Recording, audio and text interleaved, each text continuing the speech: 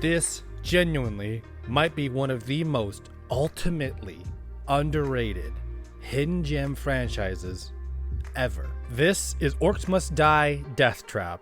Don't go away.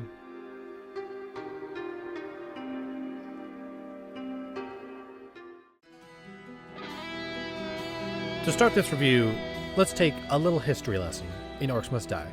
Let's go back 2 games to Orcs Must Die Unchained.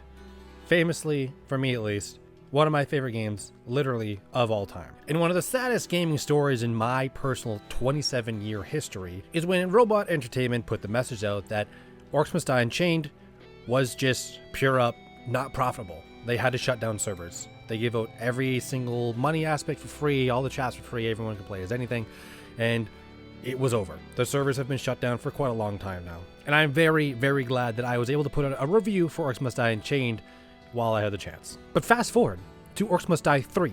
Released in 2020, I was there day one, as soon as possible. It was initially a Google Stadia, can you believe that thing? Y'all remember that? Google Stadia exclusive for an entire year. Once finally ported to PlayStation, I was able to get my hands on it, and it was not good. Didn't like the direction that this game went. So the game before was just not profitable enough, they had to shut it down. Orcs Must Die 3 was not well received.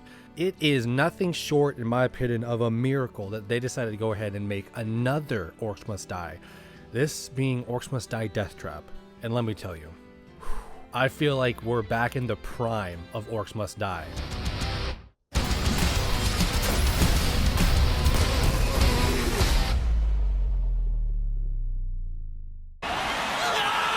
So what is Orcs Must Die anyways? What is this gameplay loop? Well, have you ever played a tower defense game?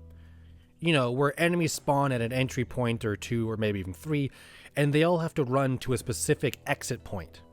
And every enemy that enters loses you a health point. Along the way, you can stop them via towers and traps. Except flip the camera to a third person over the shoulder angle and play as a character on the ground. I swear this is the only tower defense style game that has this kind of camera angle. I swear, still to this day.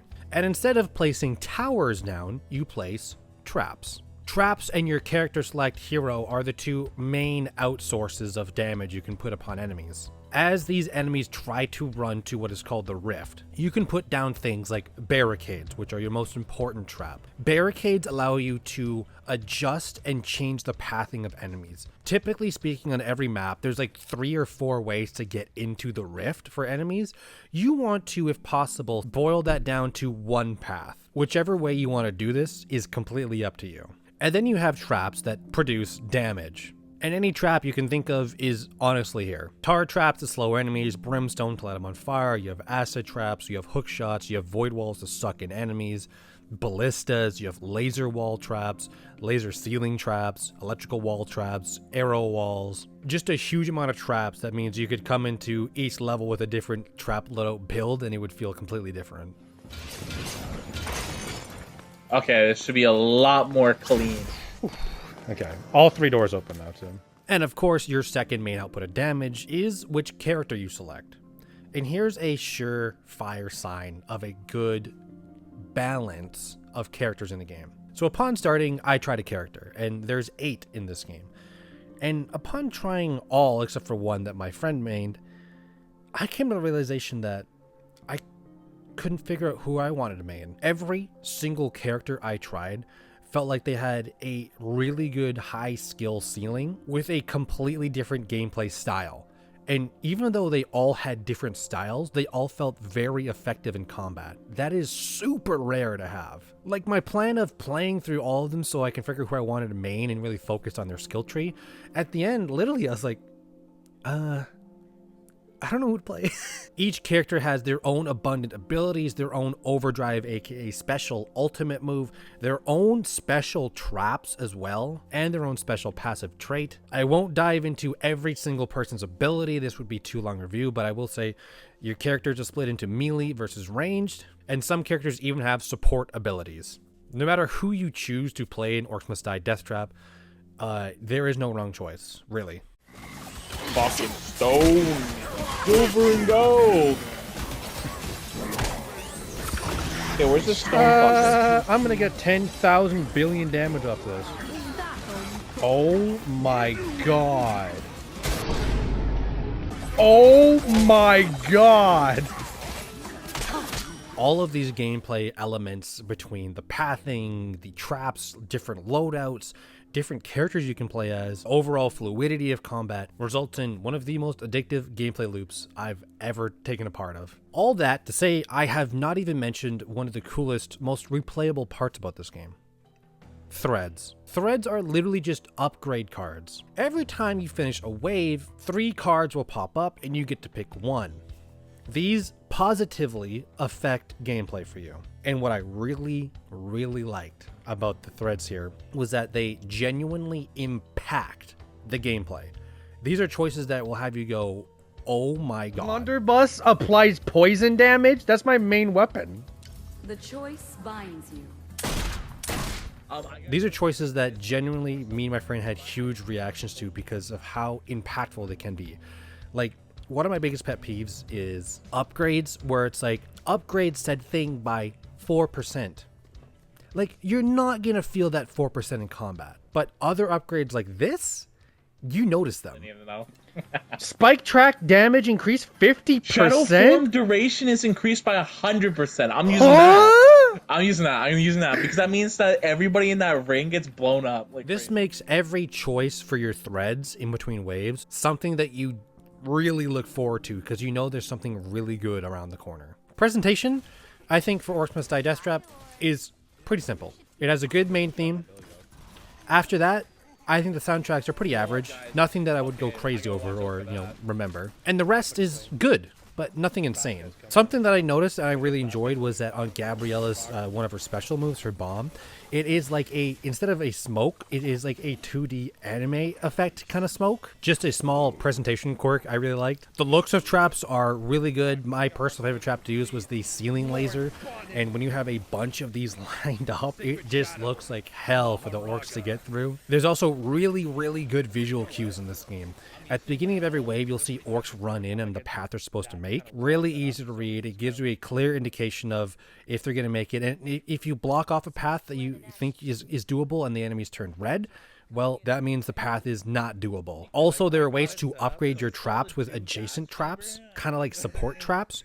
Really good visual cues for that. It really easily lights up which traps are upgraded. One thing I wish this game had, though, was more skins for your heroes. There's 8 heroes, and they all have about 1 or 2 skins, and they change almost absolutely nothing about their skins. And I honestly like this game so much, I would hand out wallets of cash for DLC straight up. But there is really no DLC for this game. There is like a blue suit DLC, but again, that doesn't really change any of the suit. Like, it doesn't look that great. Something I've loved throughout the Orcs Must Die franchise is the orcs are voiced in a kind of honestly parody funny way. There's no way to describe it other than just listening to this. We got this unlocked. We got this unlocked, coach. Yeah.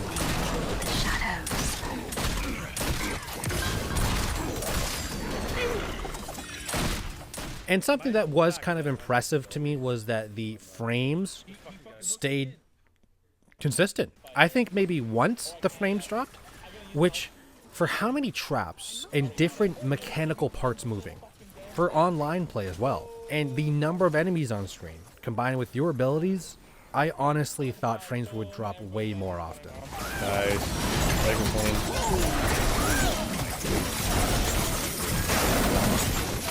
Overall impact, overall opinion, Orcs Must Die Deathtrap. There's actually still some stuff I haven't mentioned yet. Skill trees. I really like this. So you have your overall skill tree that arcs across all 8 heroes. This is pretty simple upgrades that are not huge.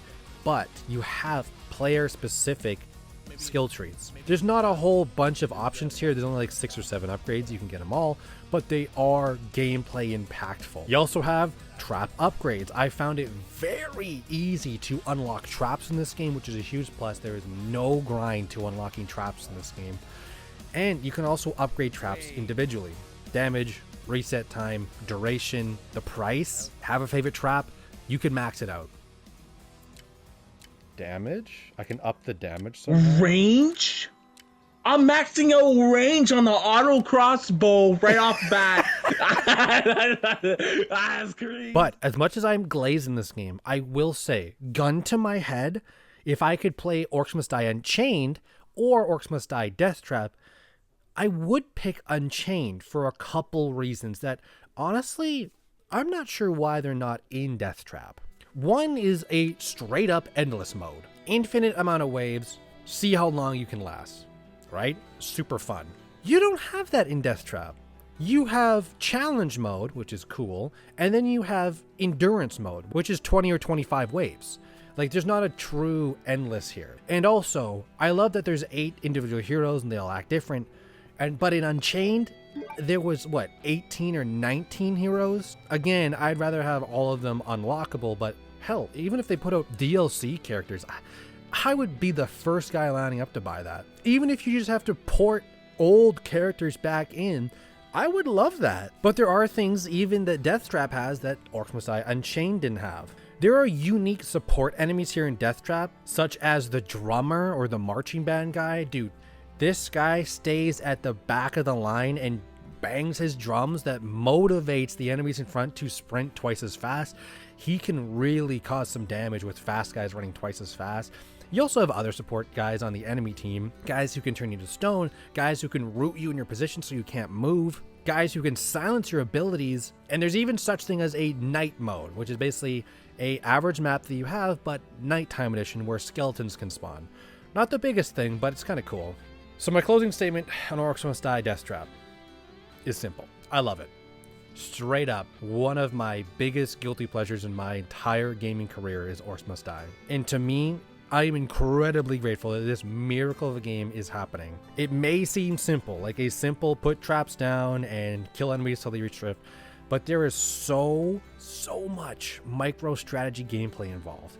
Me and my friend would often spend 5, even 10 minutes talking it out, consulting with each other about exactly what efficient way we should path the enemies in a match. Okay, that's fun. Wait a So minute. Do you have one more barricade? I do. I'll make them go where I Wow. want Have to them. go. Oh wait. Oh, this is cooked. This is cooked. Do you get shiny tar trap still? Yeah. Okay, so let's interval this thing. Okay. We're gonna burn them and cook Oh, them. whoops.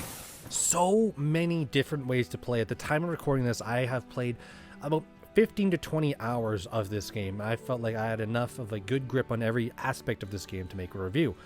But I can easily spend another 80. Like, this is easily to me a 100-hour game experience, because hour to hour, me and my friend outright enjoy this game to its most maximum capability.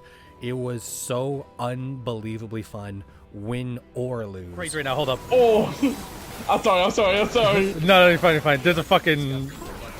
I probably see if I can make it. Oh my god. I can probably blow a lot of these guys back. If it wasn't for the fucking hunter here... There's so many boxes. This is there's more. Do you have your ult? Oh no, I don't. I died. Oh my god! What the fuck? There's so many walking in right now. No. Orcs Must Die Deathtrap, 8.8 out of 10.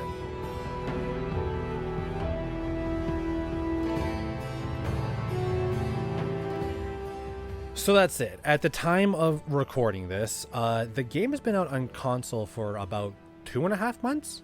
3 months? And they've been doing regular updates to the game. So, I mean, if there's ever like a DLC expansion that drops, I will be there day one and I will pop a review out. But for now, I will go back to fantasizing about the next time I get to play Orcs Must Die Deathtrap with my friend. I'm your host, Beneath the Mask, and I hope you enjoyed this review.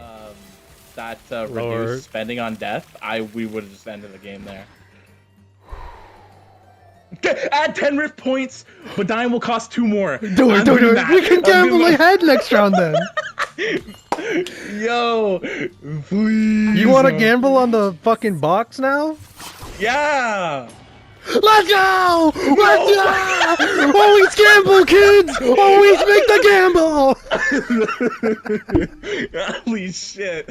Okay, we're back in, baby. I know you're here to find out the Easter egg soundtrack that I put in at the end of every video, but Did you know that I have a Buy Me a Coffee page? A page where you can donate to your favorite YouTube creator. Half of the money that's donated to that page is personally donated back to Child's Play Charity, a charity that's dedicated to supplying games and technology to children in hospitals around the world. So that's that.